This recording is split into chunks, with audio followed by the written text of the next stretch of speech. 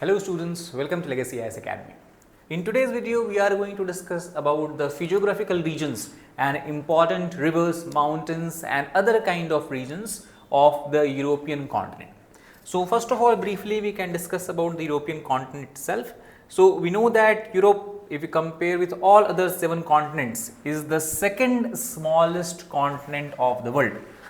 It is only Oceania. Oceania basically refers to Australia region, Australia, New Zealand and nearby surrounding islands. That is the only continent which is having the lesser landmass, and that is why Europe is the second smallest continent of the world. Now if you look at the extent of the Europe, so from the north it begins somewhere from here, this small island groups that you are seeing, basically it is called as Svalbard. So Svalbard archipelago, that is part of Norway here, and in the south it extends all the way to the island countries, especially island countries such as Greece is there, and further you have Malta. That is the north-south extent. Similarly, if we talk about the west to east extent, so in the west it begins from as far as Iceland, and in the east it goes as far as the Russia, especially the Ural mountains, that is part of Russia. It acts as a boundary between the Asian Russia and the European Russia. So from Iceland in the west to Ural in the east, and from Svalbard in the north to Greece and Malta islands in the south. That is the overall extent of this particular continent. Now this continent is also many times referred as a peninsula of peninsulas. Now peninsula is a geographical term that used to define a kind of landmass which is surrounded by water from 3 sides. For example, we say peninsular plateau of India. Why? Because it is surrounded by land, water body from 3 sides. We have Bay of Bengal in the east, we have Arabian Sea in the west, and then we have the Indian Ocean, Southern Indian Ocean in the south. So similarly, entire Europe continent is made up of several peninsula, and entire Europe itself is a peninsula, because if you look to the north, it has a North Sea, Arctic Ocean. In the east west it has the Atlantic Ocean, and in the south it has the Mediterranean Sea. So the entire continent is surrounded by the water from 3 sides, and within that continent there are a lot of land masses are there that are also surrounded by water from the 3 sides. So peninsula, that is made up of peninsula. Now how can we classify these peninsulas here? So first of all, if you take a look at the map, we can divide Europe into 2 parts. The upper part, that is the northern part, and then we have the southern part. So in northern part we can classify 2 major type peninsulas. First is the Scandinavian peninsula. This region that you see, Scandinavia basically refer to a group of countries that is part of Northwest Europe, countries such as Denmark, Norway, Sweden. And second is the Jutland peninsula, that is part of Denmark here that you are seeing. So this is the Jutland peninsula and this is the Scandinavian peninsula. Again, why peninsula? Because as you can see, this is surrounded by water body from 3 sides. This landmass is also surrounded by water body from 3 sides. Now if you come to the south, again 3 main peninsulas you can identify here. First is the Iberian Peninsula. This region that you see, that is situated just slightly to the north of African continent, to the north of Strait of Gibraltar that connects Mediterranean Sea and the Atlantic Ocean. This is the Iberian Peninsula. Iberian Peninsula basically consists of 2 countries. One is the Portugal and other is the Spain, and then it is separated by the France by a mountain range that is called as Pyrenees mountain range. So that is the Iberian Peninsula. Second, the entire Italy, as you can see, this region, that is also referred as Italian Peninsula because it is surrounded by Tyrrhenian Sea, Ligurian Sea from the west, Adriatic Sea from the east, and the Mediterranean Sea from the south. And the last is the Balkan Peninsula that refers to this particular region, this part as you see. So again it is surrounded by Ionian Sea, Aegean Sea and Mediterranean Sea. Now Balkan is a region that is made up of 11 countries, but major countries here you will find is Albania is there, Serbia is there, Montenegro, and these are the main countries that you will find here. Croatia, Bosnia, these countries makes up the Balkan region of Europe. So overall the entire Europe we can divide into 5 major peninsulas, 3 in the south, Iberian, Italian, Balkan, 2 in the north, that is Scandinavian and Jutland.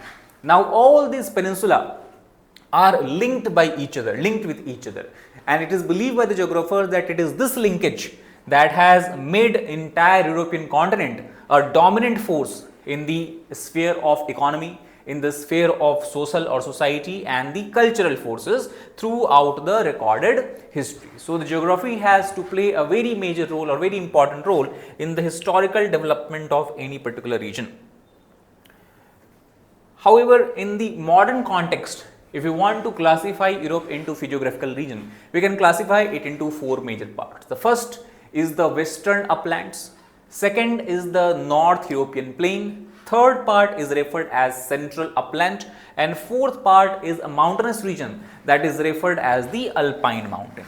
Now, let us try to understand each of these regions one by one on the map of the Europe. So, first we have is the western upland, as we have discussed. Western upland refers to the area of Europe that is made up of a Scandinavian peninsula, and on the western coast you also have Scandinavian mountains. This region is surrounded by Norwegian Sea, Baltic Sea, Arctic Ocean and North Sea. Then as you come to the south, this green shaded region as you are seeing here, this refers to the North European plain or North European lowland. It is a flat kind of topography made up of fertile agricultural areas, grasslands and all. So, this covers all the way from the west of Europe, somewhere from the France, covering a part of United Kingdom as well, and then extending all the way through the northern and central part of Europe to the Ukraine and further Russia in the east. So, this is the North European lowland, the major agricultural heartland of Europe, we can say basically is situated here, because it is also a region where you can see many rivers of the Europe are flowing across. So, the rivers are a site for electricity generation, hydroelectric generation, the water for irrigation is easily available, and also it supports one of the highest population of the European region. Then third, this brown region that you are see is called as the central upland. Central upland basically is a region that is sandwiched between the north fertile plains and the alpine mountains. So, these are not as low as the plains and not as high as the alpine mountain. These are having the medium kind of altitude made up of plateau kind of structures and small rugged kind of hilly terrain. And finally, we have the alpine mountain, the highest mountain ranges in Europe, that is extending all the way from Pyrenees mountain in the Spain, then all the way up to Apennines in Italy, Alps that is extended again to Italy, Switzerland and Austria. Then you have Dinaric Alps toward the Balkan region. Then you have the Pindus mountain, Transylvanian mountains, Carpathian mountain in the Hungary, Romania and Ukraine. So, these are the mountain ranges that are collectively called as the alpine mountain. So, that is how we can divide the Europe both north to south as well as west to east into these four physiographical regions. Now, let us try to discuss about each of these regions slightly in more detail. So, first region is what we have referred as the western upland, that is part of the Scandinavian peninsula, and these are also referred by other name of northern highland. Now, the countries that are part of this western uplands are Finland, Iceland, Scotland, Ireland, the Brittany region of France, Spain and Portugal. It consists of hard ancient rock that was shaped by glaciation. Basically, in this region we have seen the retreat of glaciers, and as the glaciers retreat, they carve out different kind of landforms. So, abundant kind of, and many times what happened due to also melting of glacier, the water fills up these areas. So, this lead to development of marshlands, that is swampy kind of areas, wetlands are there, and lakes, glacial lakes, as well as fjords. Fjords are kind of U-shaped deep and narrow valleys that develop along the coastal regions of Scandinavian peninsula, largely in countries such as Norway and Sweden. So, long and narrow inlet of the sea that is surrounded by high rugged cliffs. That is how we can define the fjords, and many of Europe's fjords are located in Iceland as well as Scandinavian region. To give you a more clear idea, fjord is something that looks like this. As you can see, it looks like kind of U-shaped valley that has formed, and the reason how the fjords have developed, the way how these fjords are developed are basically because of the rise in sea level. Earlier, the entire these mountain ranges were under the sea, But now as the sea level started to recede, what happened? Glaciers start to melt, and then the water from this glacier start to enter into this valley areas. However, due to the melting of the snow and glaciers, these mountains have opened up. So that is how the formation of fjord is something that you can explain. So you can see kind of U-shaped valley, deep, narrow, steep sided cliffs are surrounding these valleys. So these are what we refer as a fjord. Second reason is North European plain. As we have discussed, it extends all the way from United Kingdom in the west and then all the way up to Russia in the east. If you look at north-south extent, so in north all the way extending from the Jutland Peninsula and then passing through countries such as here you have France is there, Austria is there, Switzerland, then you have the Central European countries such as Hungary, Romania, then you have Ukraine, Belarus, you have the Baltic countries that are made up of Latvia, Estonia and Lithuania, then you have Poland and Germany. So extending all the way further going to the Europe and even some part of Central Asia such as you can see to the north of Caspian Sea. That is the extent of the North European plain made up of navigable rivers. The major rivers that are part of these plains are Rhine river, a very important river of Germany, then we have Weser river, Elbe, Oder and Vistula. Now the climate of this region also supports the growth of seasonal crops, especially in the winter time. Wheat cropping is something that is observed here, and spring wheat is also another variety of wheat that develops or that is grown in this particular area. Not only that, if you look at the central and eastern part of Europe, this area has fertile black soil, and that is why here this region, the eastern part of Europe, especially Ukraine region, it is referred as the granary of the Europe due to this region. The physical features of this area, the low flat plain, the availability of rivers, easy access and transportation help in early communication, travel as well as agricultural development of this area. That is very, very important from the economic point of view. This region can be said to be the part of Europe. The North European plain remains the most densely because of this exact reason. The availability of water, the agricultural development has led to this region being the most densely populated region of the entire European continent. And also this is how the entire landscape looks like. As you can see, entire flat agricultural plain you are seeing here, and obviously in Netherlands, which is known for its cultivation of flowers, especially talk about the tulip cultivation, something that is done at a very grand scale, at a very large scale in Netherlands and Belgium. So this is how the entire landscape of this area looks like. Then the next region is what we can call as the central upland. Now central upland, obviously it is higher than elevation as compared to the plains, but lower in elevation as compared to the alpine mountains, and basically it is made up of 4 major regions spread over countries such as France, Germany, Czech Republics and part of northern Switzerland as well as Austria. Now these regions that are part of Central Highlands are Massif Central and the Vosges that is found in the France. You have Ardennes that is found in the Belgium, it is an upland here. Black Forest and the Taunus region in Germany, and the Ore and Sudeten region in the Czech Republic. Now Sudeten is the same Sudeten region, Sudeten land that was claimed by Hitler before he waged war against the entire Europe. Earlier it was part of Czechoslovakia, but Hitler then claimed it, and then after it Hitler attacked the Poland, and then you have the beginning of World War II. That is the same Sudeten region. So this region is sparsely populated, and except in some river valleys such as Rhine River Valley, Rhone River Valley, Elbe River Valley and Danube River Valley, many part of this region is kind of having very low population or almost no population. Now let us try to understand this region on the map. So as you can see, this is the map of Europe. This part that you are seeing here is the central massif, that is the first part that we have discussed here. As you go further to the east, you have the Jura mountains in the Switzerland, and then further to the north toward Germany you have the Vosges region that we have discussed about. So central massif, Jura mountains and Vosges, and that is situated where we can say it is situated slightly to the west of the Alps mountain. Also similarly, I told you to the south of this region, Central Highland, you have again a mountain that is called as Pyrenees that separates France from the Spain or Iberian Peninsula, we can say. Further, the other part of Central Highland that we have talked about is in Belgium. So in the southeastern part of Belgium, you can see this is a highland that is called as Ardennes.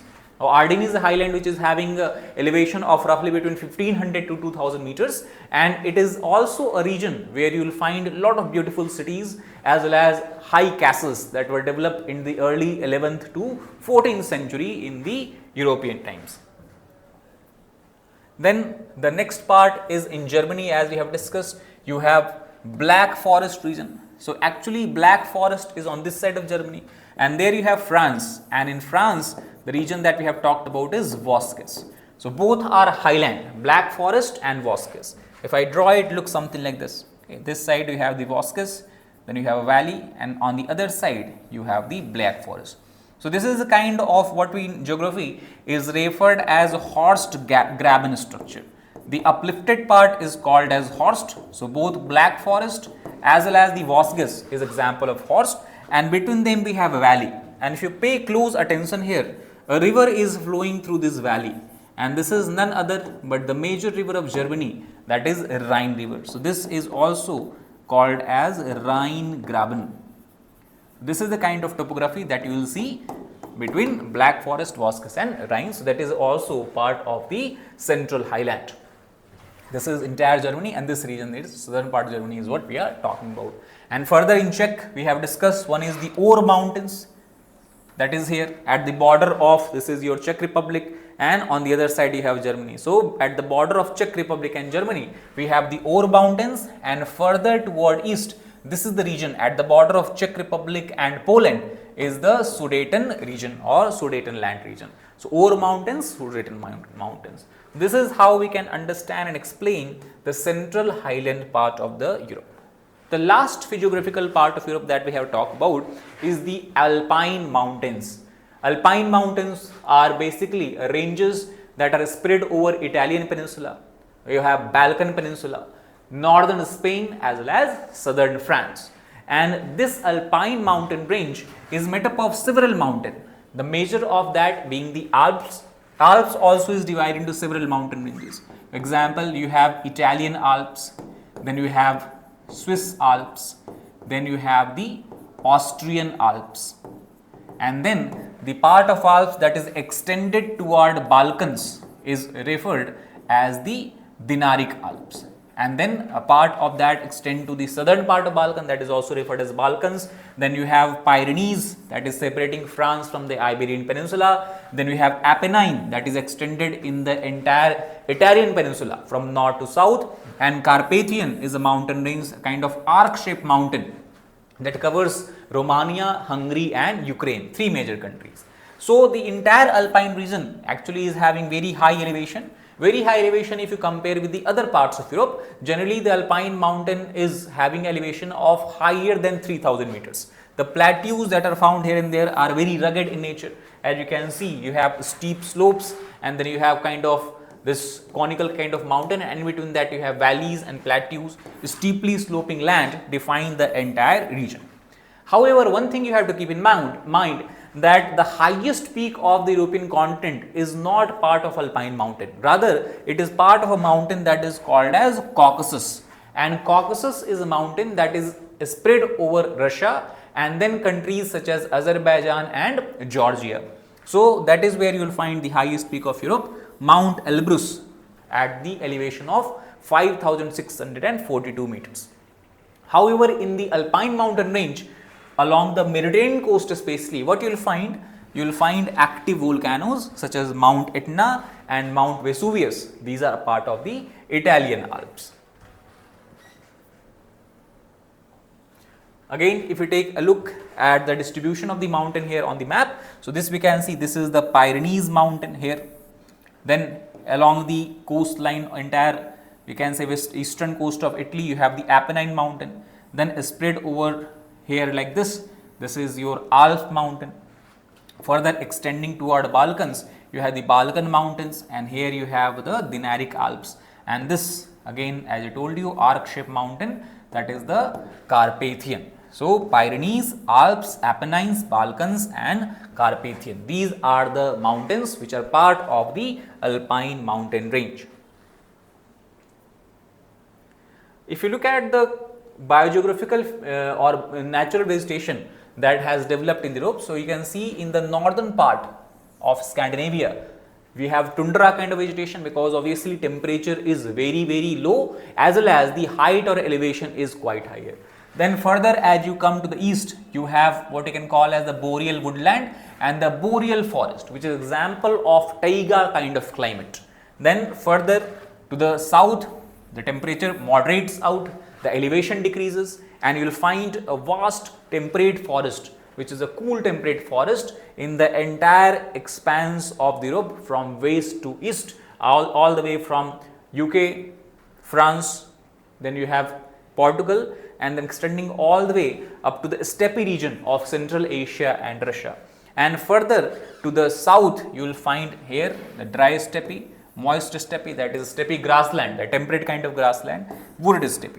So this is how we can classify the potential vegetation zone of the entire Europe.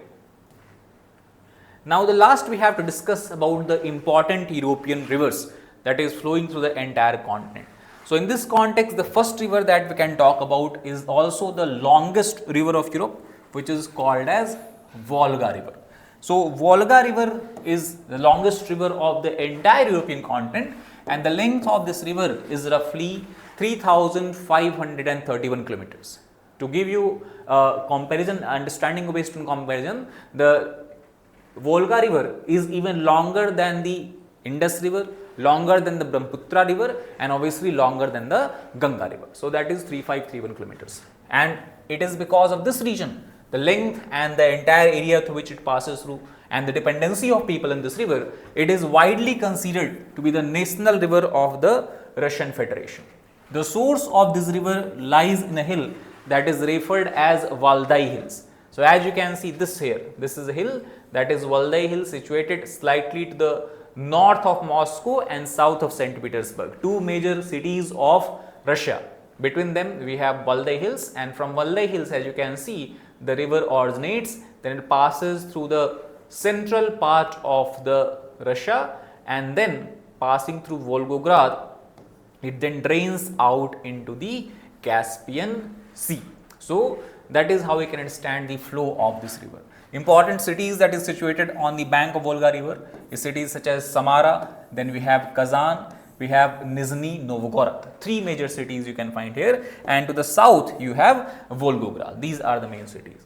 Then in the Caspian Sea, from the eastern part of the western part of Caspian Sea, it is entering out, and it makes up the largest volume of water that is discharged into the Caspian Sea is actually brought by the Volga river itself. The major tributaries are rivers such as Sura, Oka, Vetluga, and Kama river. During Soviet rule on this Volga river, to tap its potential of hydroelectric generation, many hydroelectric dams and reservoirs are constructed, and some of the major reservoirs that you will see here is Volgograd, Saratov, Uglich, Gorky, and Cheboksary. And these reservoirs not only have provided water to the industries, it also has provided water to the cultivation, to what we can say agricultural areas of the southern part of Russia here. So very important river, that is Volga river. Now coming to the second longest river of Europe, that is river Danube. Danube river extends to a length of almost 2,850 kilometers, roughly we can say similar to the length of Indus. And the Danube river originates from, right now we have discussed, just now we have discussed about Black Forest region, that is upland region of Germany, that is from where this Danube river originates. Then it moves to the west, from the west to east, and then it passes through 10 different European countries, and then it also receives water from several tributaries, and the major tributaries of Danube river are these, as you can see: Lake river, Izhar river, Inn river, then you have Ins, Raba, Drava, Milava. So these are the main tributaries here. Actually it is at the bank of river Inn, a very well known tourist destination in Austria called as Innsbruck is situated. And this is one of the most famous tourist destination, not only in Austria, but we can say in the entire Europe, because of the picturesque postcard kind of photo that you see here.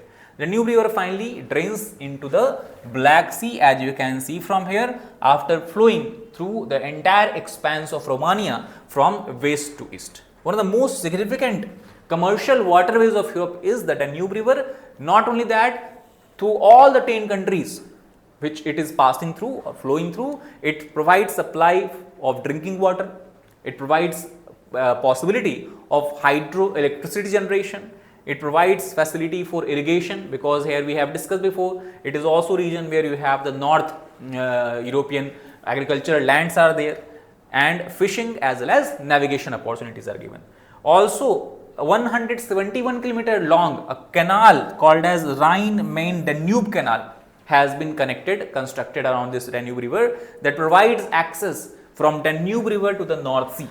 Actually, if you look at this map here, so Rhine river is flowing somewhere like this to the North Sea, and Danube river is flowing from the west to east. So what government has done here, along the region that is called as Basel Convention, you might have read about in banking. So Basel is a city in Switzerland.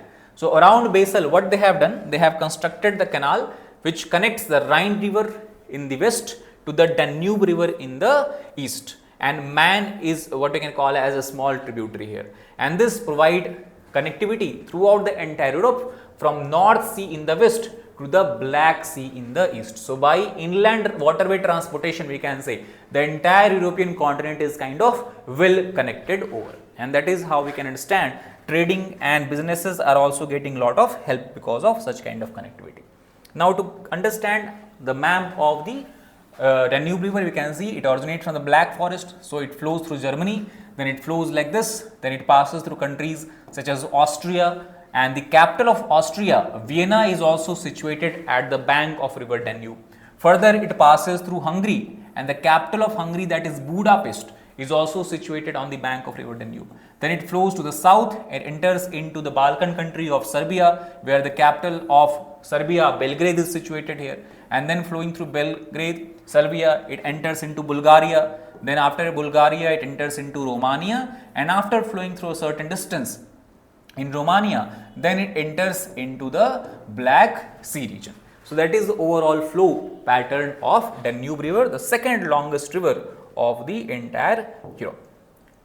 The third important river that we can discuss is the Dnieper river. Now Dnieper river is, though the river originates from the Russia, it is the most important river of the Ukraine. And also, if you have heard about in the older time, one of the worst disaster that humanity has faced is the Chernobyl nuclear disaster. So the city of Chernobyl actually is situated at the bank of river or near the bank of river Dnieper. And as you can see, the Dnieper river also flows through the capital city of Ukraine, that is Kyiv, and then flowing through here, then it finally enters out here into the Black Sea. So basically the river is dividing entire Europe into the eastern part of, entire Ukraine into the eastern part of Ukraine and the western part of Ukraine. So that is the overall flow pattern of this particular river. Now some other important point, if you try to understand, it is the fourth longest river of Europe, that is flowing over a length of 2000 km. As discussed before, the river originates from the Russia, somewhere here again the range is same, Valdai Hills in the Smolensk region of Russia, and if you remember, it is also the Valdai Hills from where you have the origin of the Volga river, the longest river of Europe. So after originating from the Valdai Hills of Russia near Smolensk, it enters into another country, that is Belarus, and then from Belarus it enters into the Ukraine, and then as we discussed, after Ukraine it flows out into the Black Sea. One major tributary of this river, as you can see, is the Pripyat river. So the river then flows out in the southerly direction, passing through Russia, Belarus and Ukraine, draining out into the Black Sea, and geographers estimate that it is such a huge river, such a big river, because more than 32,000 different river streams can be considered as a tributary of the Dnieper river. The major tributaries being Berezhina, Belozerka, Drut, Deshna, Pripyat, Soj, Myria, Samara, Sula and Vyazma. That is about the river Dnieper. The next river that we can talk about is the Don river. Now Don river is the fifth longest river of the entire European continent, and actually this is the flow pattern as you can see from here. So it originates from a state of Russia, it's called as Oblast, that is Tula Oblast. So originating from Tula Oblast, it basically flows in north to south direction, then it takes a kind of eastward turn and again takes a kind of U-turn Now this U-turn you can see is very similar to what Brahmaputra river takes after entering into India. And so tell me, why Brahmaputra river takes a U-turn after entering India? What is the reason behind that? That was a question that was asked in UPSC Prelims examination. And then it takes again a kind of westward turn and then finally flows out into the Sea of Azov. So the mouth of the river is near Gulf of Taganrog. This is the Gulf here. Gulf is called as Gulf of Taganrog, and this Gulf of Taganrog is a part of the this sea. A small sea is there, that is called as Azov Sea, and Azov Sea is then connected further to this sea. This is your Black Sea. And on this river, to connect or improve the connectivity along this river, as you can see, a small canal called as Volga-Don Canal has been constructed, because on the eastern side this is your Volga river that is draining out into the Caspian Sea, and western side you have the Don river. So to improve the connectivity, a 101 km long Lenin Volga-Don shipping canal has been constructed that link the Don river with the Volga river. So now Russia has access to both sea. It has access because along the Volga river also the major iron and steel industries of Russia is situated here. So for the export or import of these industries, it can be exported to the Asia via Caspian Sea, and then further connectivity can be ensured to both Mediterranean Sea and then further to the Atlantic Ocean by going into the Don river. So very important transportation project that is developed here. The last river that we can talk about is the Rhine river, which is the very important river of Germany, and this is, as you can see, originate from here, then flows across the Germany and further in Netherlands near city of Amsterdam, Rotterdam, it basically drains out in North Sea. So length of this river is not very longer, it is just 1230 kilometers long river. The origin is in canton of Grisons, that is part of Swiss Alps, as you can see from here. This is Switzerland. So somewhere from the Alps mountain of Switzerland, that is in canton of Grisons, the river originates. After originating, river flows at a border of Switzerland and Liechtenstein. Then further it enters and flows at the border of Switzerland and Austria, and in Austria then it flows into a lake that is called as Lake Constance. Lake Constance is in Austria. Then further, after flowing along the city of Basel in Switzerland, it takes a northward turn and then it flows at the border of Germany and France. And then further it flows north, takes again a kind of westward turn, then flows through the major cities of Germany such as Cologne, major cities of France such as Strasbourg, and then at the city of Rotterdam, after splitting into several channels forming a delta, it drains out into the North Sea. So the major cities that you will see situated on the bank of river Rhine are Dusseldorf, which is the automobile capital of Germany. Major automobile brands of Germany such as Audi, Mercedes, Volkswagen, all companies are situated here. Then Basel, as we have discussed, known for Basel banking regulation. Rotterdam, that is a major port of Netherlands as well as the entire Europe. Cologne as well as Strasbourg, both of which are historical cities. And here actually also near Cologne, the Rhine river flows into a gorge that is called as Rhine Gorge. So that is the overall brief points about the Rhine river. Now some other important rivers of Europe also you should know about their names. The river is Loire river, which is the longest river of the France. So Loire river, as you can see, starting somewhere from the eastern part of France and then goes all the way here, enters into Bay of Biscay, that is part of the Atlantic Ocean. So that is the Loire river. Then further passing through two countries, Czech Republic, actually from the border of Poland and Czech Republic, a river called as Elbe river originates. Then after flowing certain distance in Czech, it enters into Germany, and then cutting Germany into the northern and southern part, we can say it drains out into the North Sea. So Elbe is also a very important river of German Republic. The third river is what we can discuss is the Oder river. Oder river originates again from the Czech Republic. Then after flowing through the city of Ostrava, a very important city in Czech Republic, it enters into the Poland, and in Poland it passes through major cities such as Wrocław, and then it passes like this, flows at the border of Germany and Poland, as you can see from here, and at the place called as Szczecin, it enters into the Baltic Sea. So this region that you are seeing here, this is your Baltic Sea. That is the third river, which is the Oder river. And the last river which we can discuss is the Po river. Po river is actually the longest river of the Italy. It is flowing from east to west direction. So somewhere at the border of Italy and France, from the Alps mountain, the Po river originates, and actually it divides the Italy into the peninsula part, and then it has the further the headland part. So it cuts entire Italy into east west section like this, and then finally it rays out into the Adriatic Sea. On this side of Adriatic Sea you have the Italian peninsula, and on the other side you have the Balkan peninsula. So that is the geography of this region. Now two more rivers we can discuss here. One is the longest river of the Iberian Peninsula. Iberian Peninsula, as I told you, is made up of two countries, mainly Spain and Portugal. So somewhere from the Iberian mountain system, the river called as Tagus river, T-A-G-U-S, river Tagus originate. It also flows from east to west direction, flowing through cities such as Toledo, and then the capital city of Portugal, that is Lisbon.